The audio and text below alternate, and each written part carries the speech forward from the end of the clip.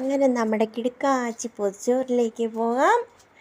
നല്ല ചൂട് വെള്ളയരിച്ചോറിട്ട് കൊടുത്തിട്ടുണ്ട്. പിന്നെ നല്ല ആരോഗ്യത്തിന് ഗുണകരമായ കപ്പളങ്ങാത്തോരൻ,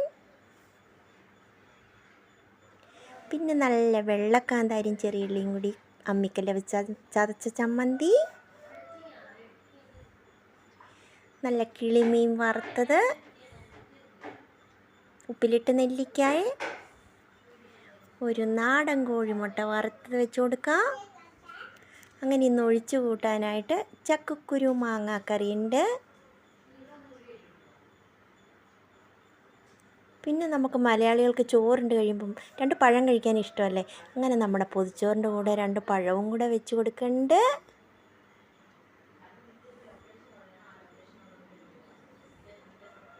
അങ്ങനെ നമ്മുടെ പൊതിച്ചോറ് റെഡിയായി.